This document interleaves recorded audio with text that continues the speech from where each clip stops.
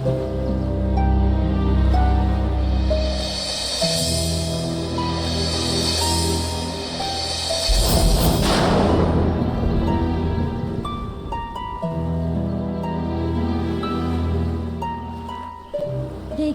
यही है वो नदी जहाँ से मैं जल लेकर आया था। किंतु इस नदी का जल तो स्वच्छ है और तुम्हारा जल नील वर्ण था।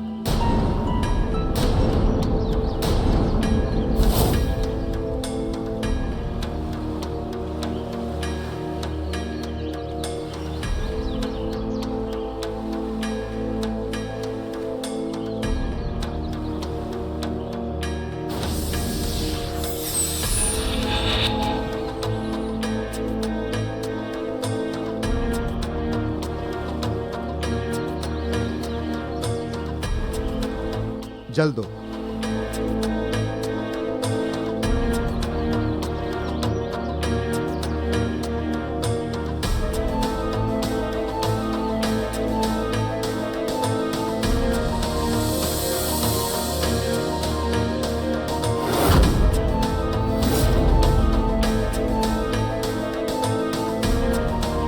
देखिए महाराज, दोनों जलों में अंतर देखिए।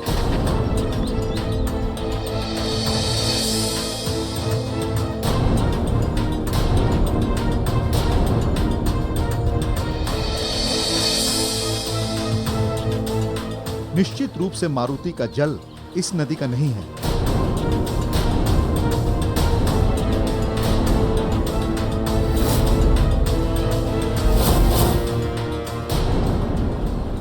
ये कैसे हो सकता है? मैं तो इसी नदी से जल लेकर आया था। तो तुम्हारे कहने का अर्थ है कि इस नदी का जल विषाक्त है? तो ठीक है, मैं अभी नदी का जल पीकर प्रमाणित कर देता हूं।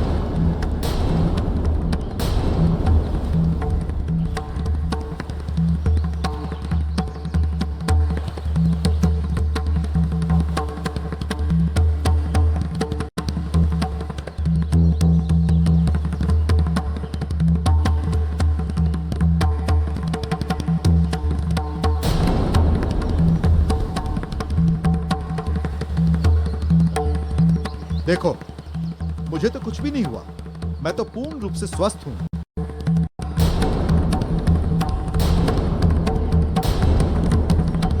यदि विष होता तो मुझे भी मर जाना चाहिए था।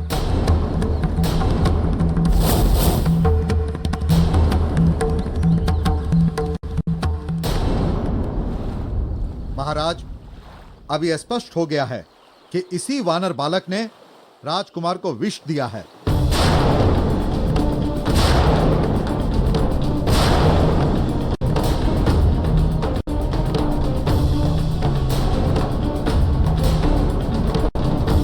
वानर बालक, तुम नहीं जानते कि तुमने कितना बड़ा अपराध किया है। तुमने यहाँ के महाराज नेमिदत्त के होने वाले दामाद की हत्या की है। हत्या! दामाद की हत्या की है। हत्या!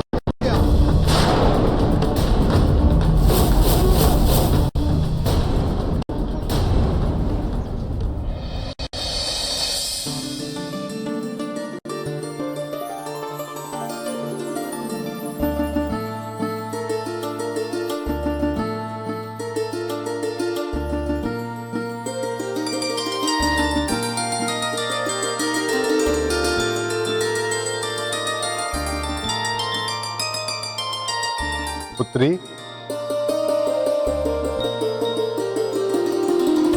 जी पिताजी।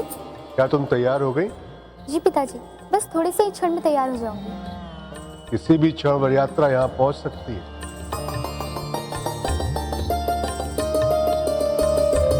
मंत्रीवर, पता कीजिए वर यात्रा कहाँ तक पहुंची है। जी महाराज।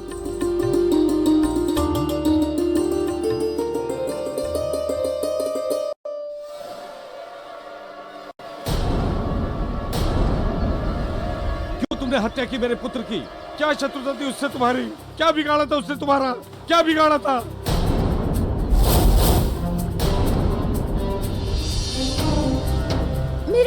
मेरा विश्वास कीजिए महाराज। मैंने केवल उनकी स्थिति देखकर उनके जीवन की रक्षा करने का सच्चे मन से प्रयास किया। मैं क्यों उनकी हत्या करूंगा? तुमने ही हत्या की है, इसलिए अब तुम्हारे इस अपराध का दंड राजा नेमी दत्त तय करेंगे।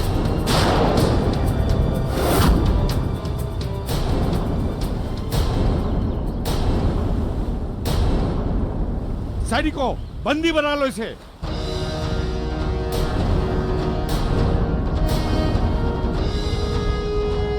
ले जाओ इसे।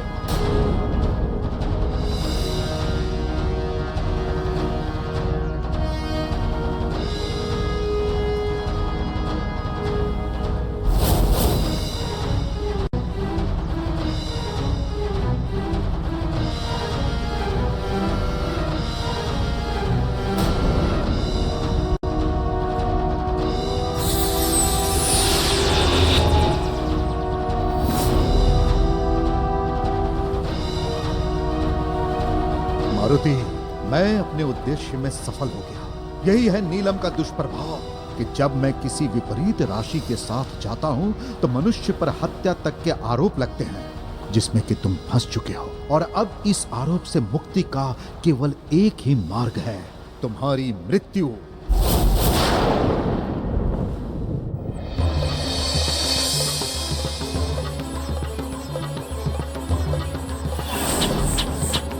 रक्षा कीजिए स्वामी, बहुत असहनीय पीड़ा हो रही है।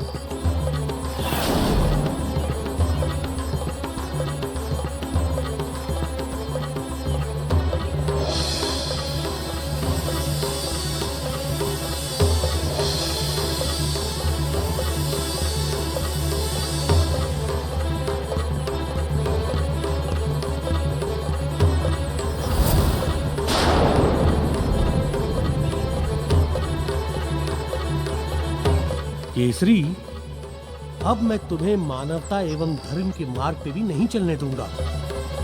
अब ये गोमेद तुम्हें प्रेम और संवेदनाओं से भी विरक्त करेगा। विरक्त।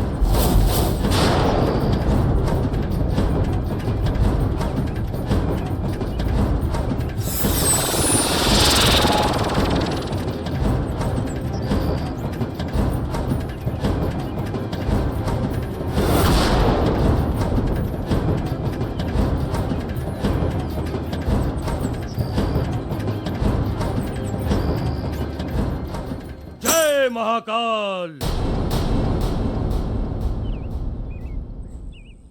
पुत्र केसरी, कहां जा रहे हो? ऋषिवर, मेरी धर्म पत्नी के प्राण संकट में हैं। उसे किसी बिच्छू ने डंक मार दिया है।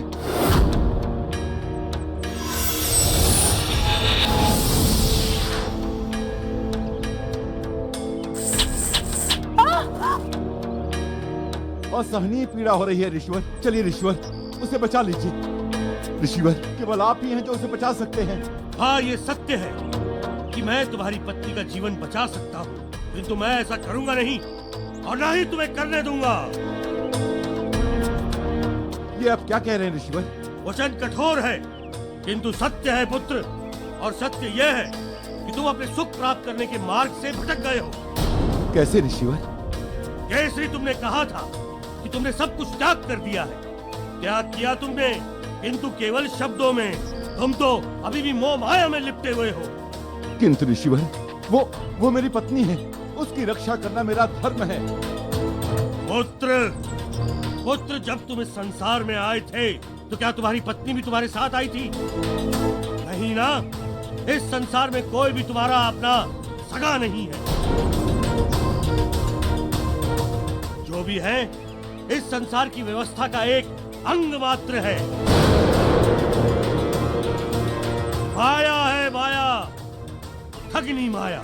जय महाकाल। किंतु ऋषिवर, यदि मैं अपनी पत्नी की रक्षा नहीं करूंगा तो ये संसार क्या कहेगा? जो जिस कार्य में लिप्त है वो उसी की तो प्रशंसा करेगा।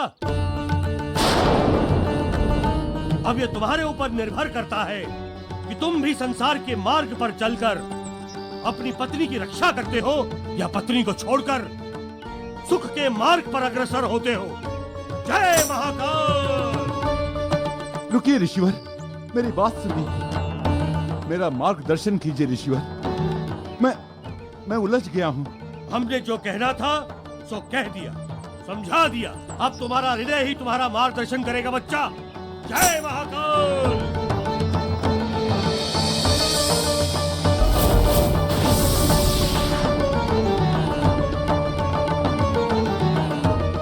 जो भी है इस संसार की व्यवस्था का एक अंग मात्र है। माया है, माया है, माया है, अग्नि माया।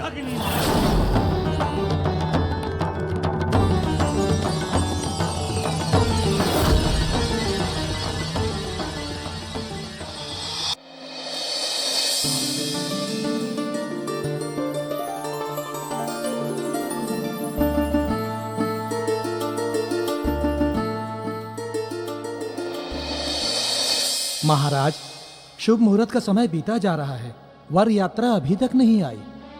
मंत्रीवर, जी महाराज। और यात्रा कहाँ तक पहुंची है? महाराज, मैंने सैनिकों को पता करने के लिए भेज दिया है, वो बस आते ही होंगे।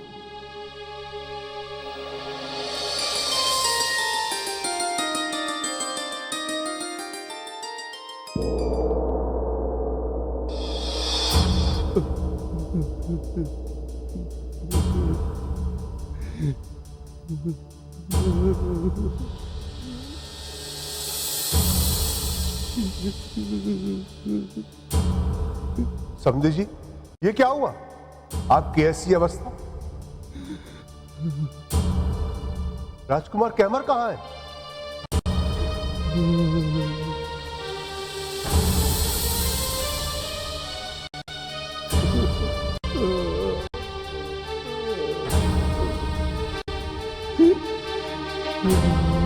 ये क्या है?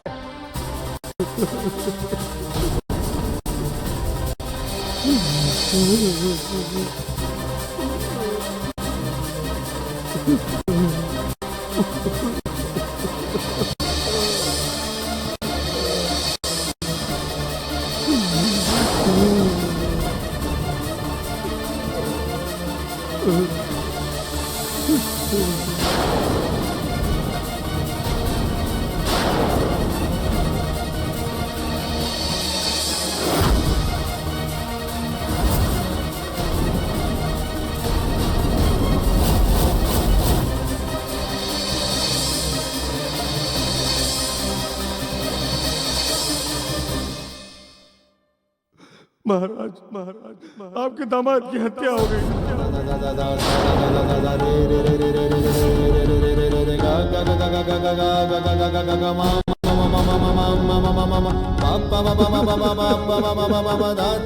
किसने की हत्या? किसमें इतना साहस कि मेरे दामाद की हत्या करे?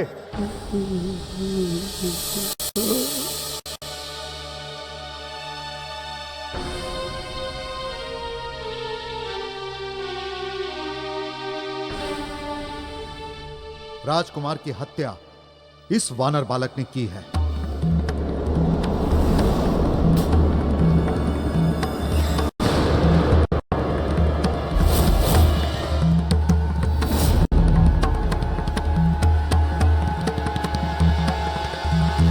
दुष्ट वानर बालक, तुम्हारा साहस कैसे हुआ राजकुमार की हत्या करने का?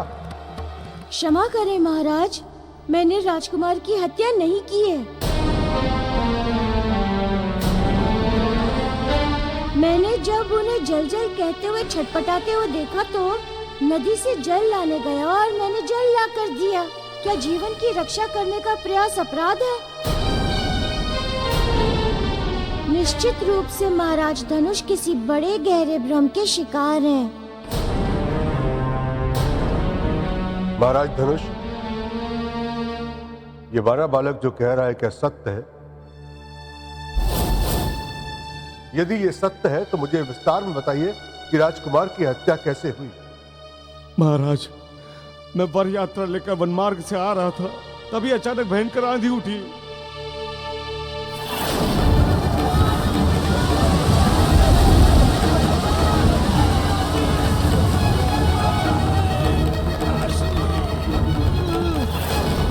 मुझे बहुत प्यास लगी है।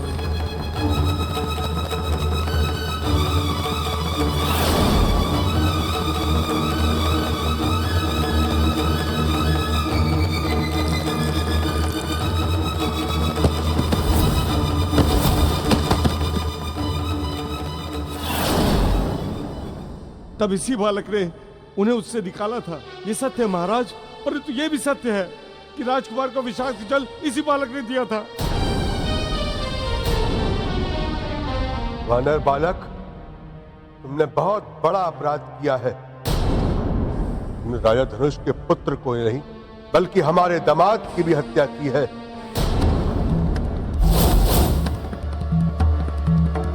तुमने एक साथ दो जीवन का अंत किया है, एक प्रत्यक्ष पिता का और दूसरा एक पिता की पुत्री का, जिसकी वो भ्राता बनने वाली थी।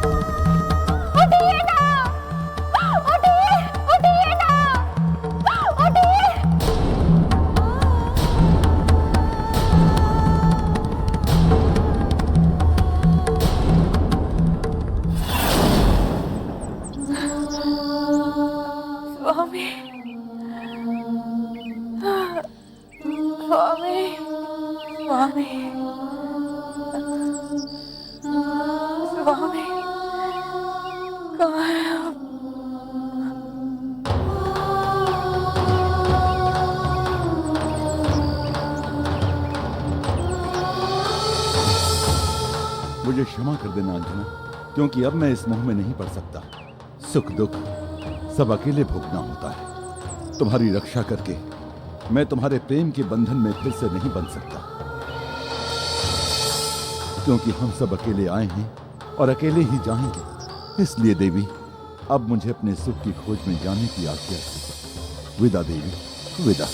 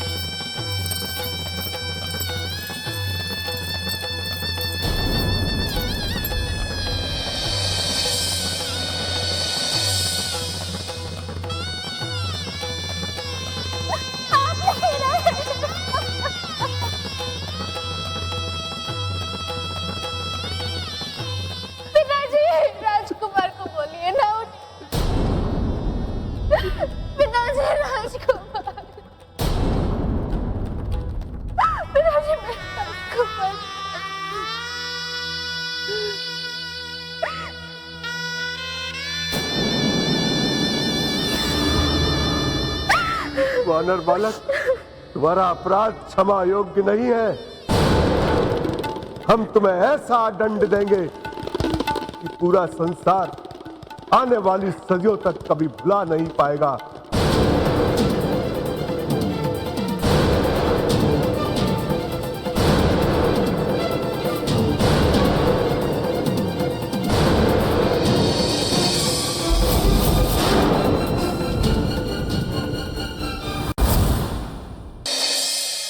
हम तुम्हें ऐसा दंड देंगे कि पूरा संसार आने वाली सदियों तक कभी भुला नहीं पाएगा।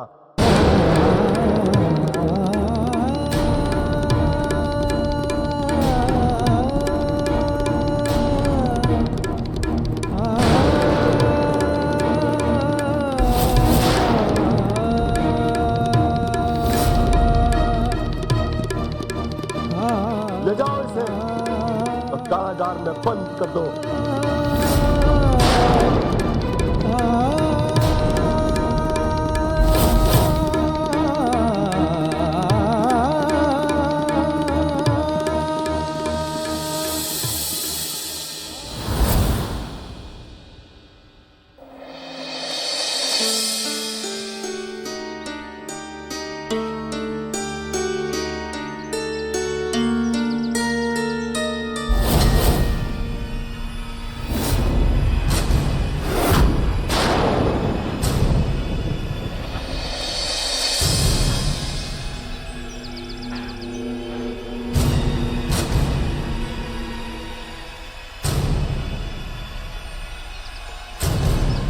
ऐसा बोध होता है कि इस स्त्री को किसी विषैले जीव ने काटा है।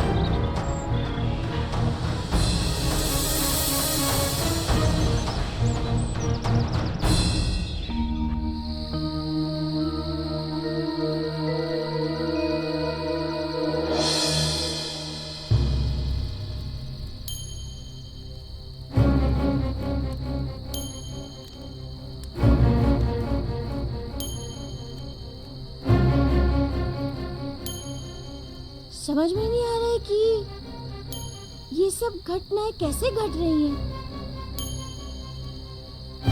बिल्कुल ही आशातीत।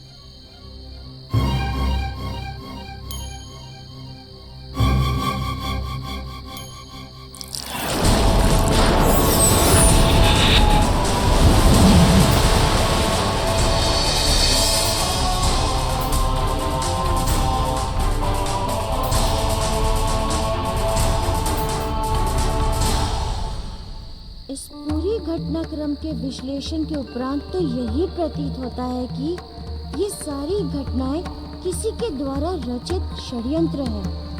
अन्यथा अचानक आंधी का आना, नदी के जल का नील वर्ण होना, फिर उसी नदी के जल का सामान्य हो जाना, सब कैसे संभव है? कहीं ये धनाक्ष की माया तो नहीं? कहीं ऐसा तो नहीं कि वो मुझे रत्नों की मुक्ति करने से रोकने का प्रयास कर रहा है?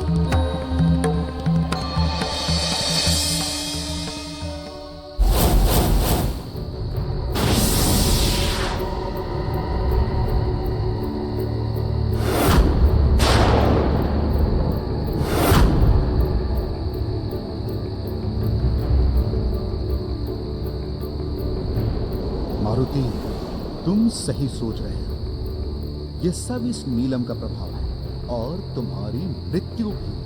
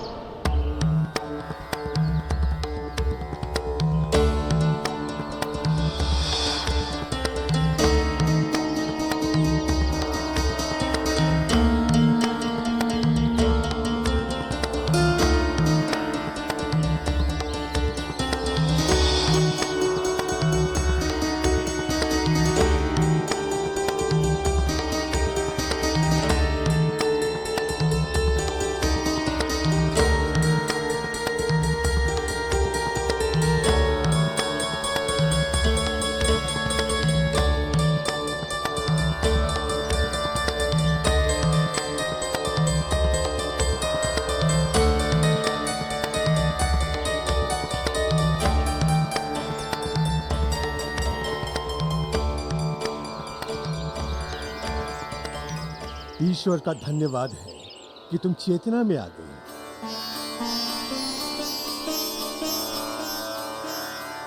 मैं कहाँ हूँ ऋषिवर? और मेरे पति कहाँ है?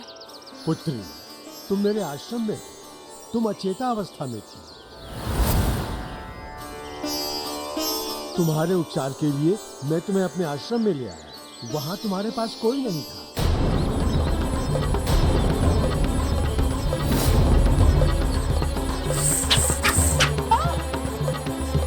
मैं शीघ्र ही किसी वैद्य या ऋषि को लेकर आता हूँ। आप साहस रखिए। स्वामी, स्वामी! मुझे जाना होगा। मुझे अपने पति को ढूंढने जाना होगा। किंतु पुत्री, अभी तुम्हें विश्राम की आवश्यकता है। नहीं ऋषिवर, मैं विश्राम नहीं कर सकती। यदि मैंने आज विश्राम कर लिया तो मैं आजीवन विश्राम नहीं कर पाऊंगी। मैं अपने पति को खोजने जाऊंगी, अवश्य जाऊंगी।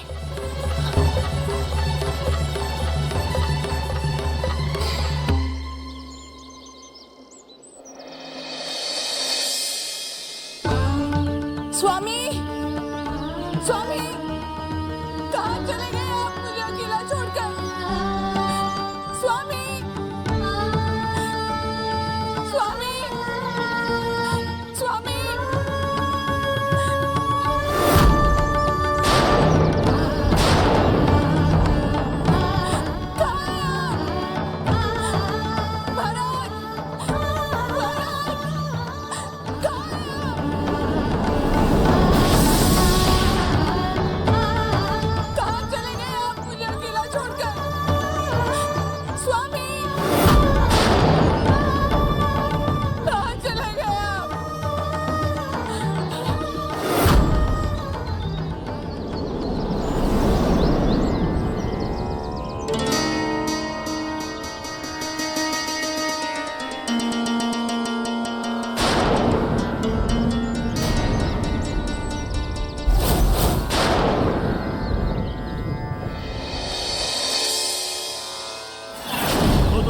खोज में निकले हो। किंतु आपने कैसे? अपनी दिव्य दृष्टि से बच्चा, अपनी दिव्य दृष्टि से। कुछ भी गुप्त नहीं है हमसे।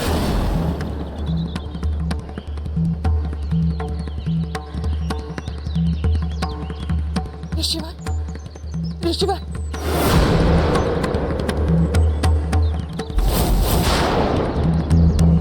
क्या आपने मेरे स्वामी को कहीं देखा है? उसे वो जो तुम्हारे साथ था? हाँ, हाँ, महाराज, मैं उन्हीं के विषय में बात कर रही हूँ। वो मेरे पति हैं। जिसे तुम अपना पति समझ रही हो, वास्तव में वो तुम्हारा पति नहीं है। ये आप क्या कह रहे हैं? संसार का कटु सत्य है पुत्री, संसार का कटु सत्य। इस संसार में कोई किसी का नहीं है। सारे संबंध झूठे हैं। जो चला गया वो कभी नहीं मिलता।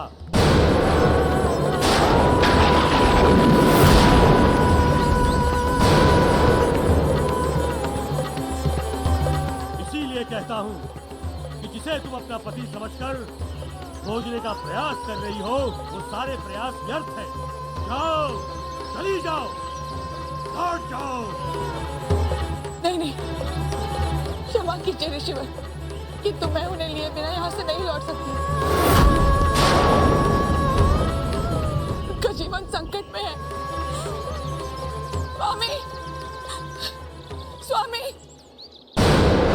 अंजना, अब केवल तुम छटपटा सकती हो, किंतु केसरी तो कभी पा नहीं सकती, क्योंकि मैंने तुम दोनों को सदा सदा के लिए पृथक कर दिया।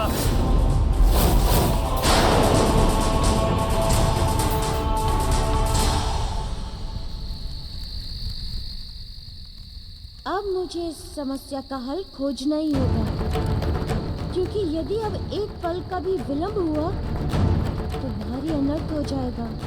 कई लोगों का जीवन संकटग्रस्त हो जाएगा और फिर घटनाएं षड्यंत्र के कारण घटित हुई हैं। तब तो राजकुमार को जीवित भी किया जा सकता है।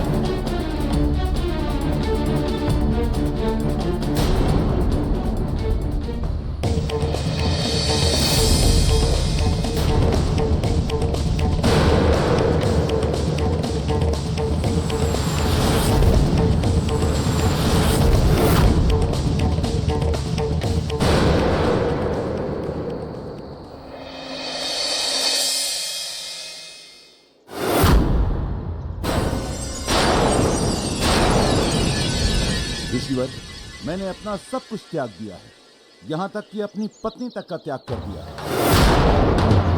अब आप मुझे ये बताइए कि सच्चा सुख कब और किस प्रकार का? पुत्र, एक बार और सोच लो।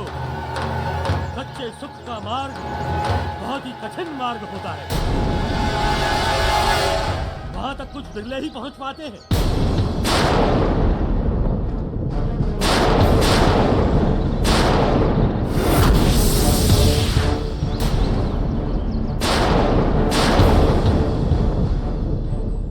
ऋषिवर, इसे प्राप्त करने के लिए मैं प्रत्येक कठिनाई सहन करने के लिए तैयार हूँ। प्रत्येक संकट का सामना, प्रत्येक कष्ट सहने के लिए तैयार हूँ।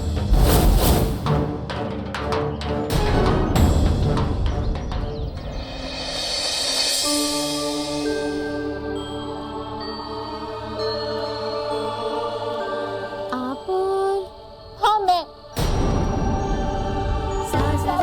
राजकुमार ने तुम्हें क्यों हत्या कर दी? बोलो, बोलो, क्यों क्यों क्यों?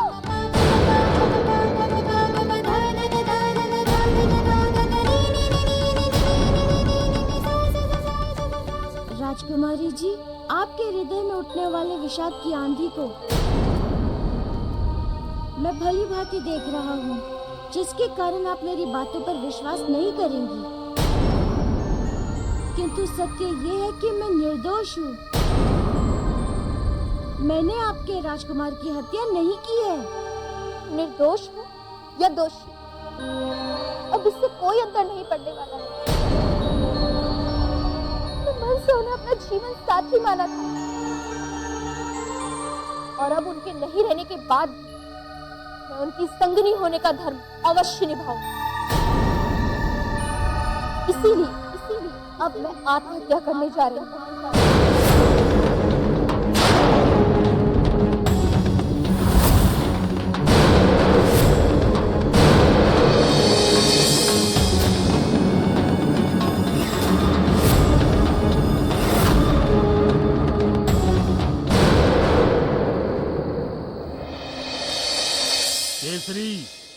तुम्हारे पास केवल दो ही मार्ग हैं। या तो तुम अपने राज्य लौट जाओ तथा मिथ्या सुख के साथ अपना जीवन व्यतीत करो, अथवा दुख के मूल इस शरीर का अंत कर दो तथा सच्चे सुख के सागर में गोते लगाओ, अथवा दुख के मूल इस शरीर का अंत कर दो तथा सच्चे सुख के सागर में गोते लगाओ।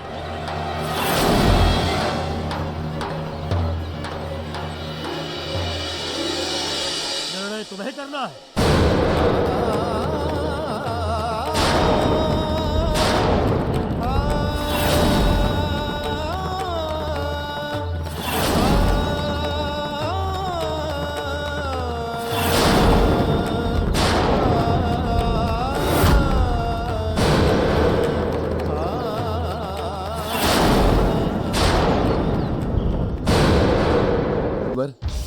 इस सुख के लिए मैं इतना दूर आ चुका हूं कि अब वापस नहीं लौट सकता।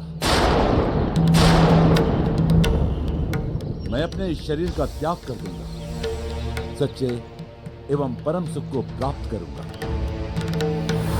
तो तुम शीघ्र ही दक्षिण दिशा की पर्वतमाला की चोटी की ओर प्रस्थान करो। मुझे आज्ञा दीजिए। जय महाकाल।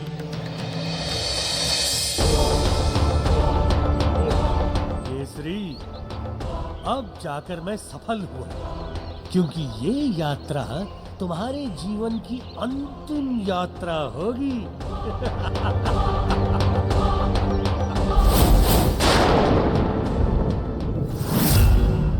काकी, आपने मेरे स्वामी को कहीं देखा है?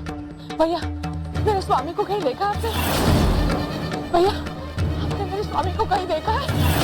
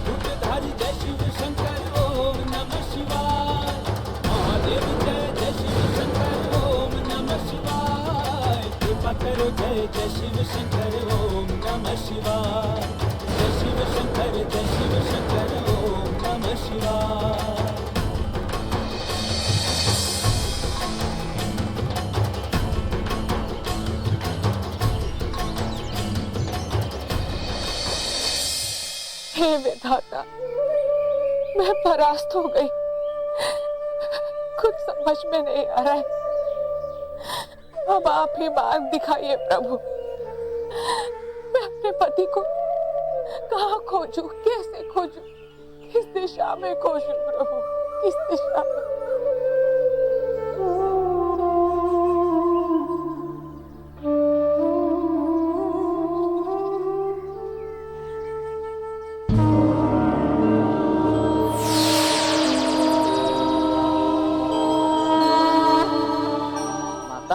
आप किसे खोज रहे हो? अपने पति को। कहीं वे वानर पुरुष तो नहीं थे?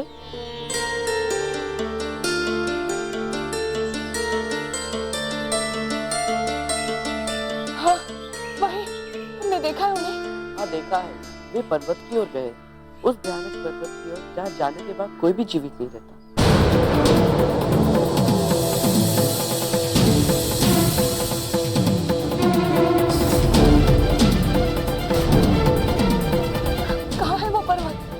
उधर उस ओर।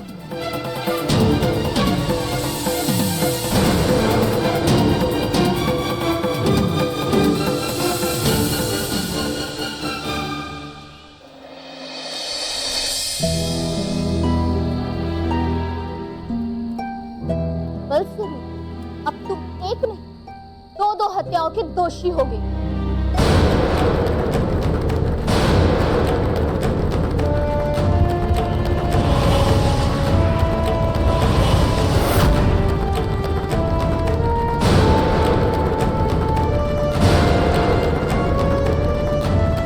नहीं देवी नहीं, ऐसा मत कीजिए, नहीं मत कीजिए ऐसा देवी, नहीं देवी नहीं, मत कीजिए ऐसा देवी।